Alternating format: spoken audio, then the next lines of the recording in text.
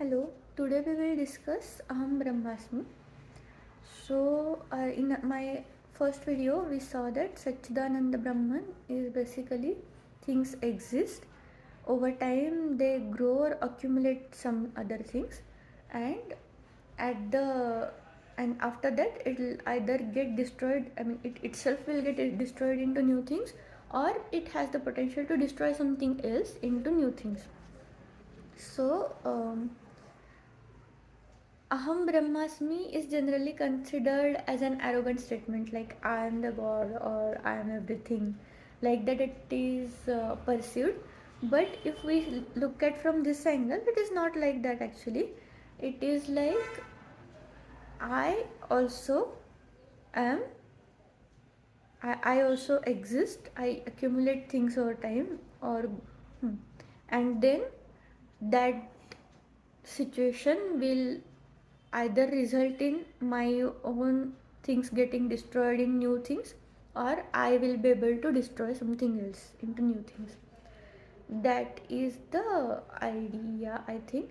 And it is also said multiple times that we already know it. So in some doctrines of Adhyatma, it is said that we already know our true nature, just that we have forgotten or too much lost into the day to day things, that we are not realizing it. We are not, uh, I mean, the point of all this is to rediscover it and to stay with it.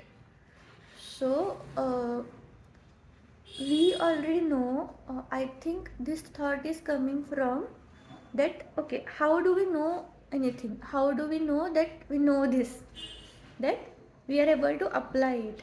Like, we know that fire is hot and it can burn things, it can melt things. So we are applying this knowledge. We don't put our hands in fire, we just move away from it. But we cook our food in fire, we uh, heat our water, and yeah, things like that we do. So we are able to apply the knowledge. So even if we don't consciously think that okay, fire is hot and it will burn or melt things, we don't think that consciously, but we know it. We definitely know it, otherwise we cannot utilize it.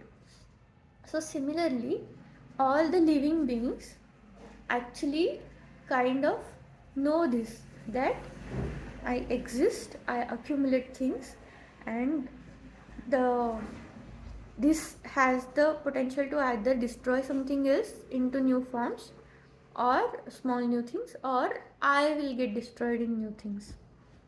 So we know this, and actually the chain of life is dependent on, is actually utilizing this idea that okay, I will, what I'll do when I I have not reached that stage that now I'll get destroyed into something else. Before that only, I'll create a new thing, which is like reproduction, and that flow is basically riding on this wave that okay, this will happen. At one point I will get destroyed into new things. So before that I will just, actually I will utilize this process and make a clone of me. I will utilize this process of existence, accumulation and destruction, and make clone of me out of that. And then I'll get destroyed. I'll first raise that clone to a degree that that clone can make another, like not clone really, that uh, offspring can make another offspring. Even our bodily activities, like those are also cyclical.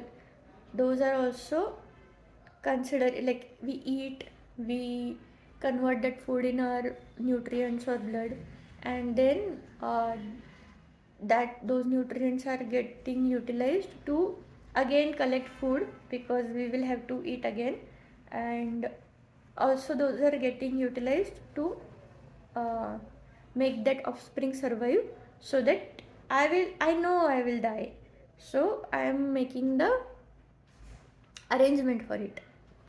So yeah, this is how we can say we know, actually we already know that this is how things will happen.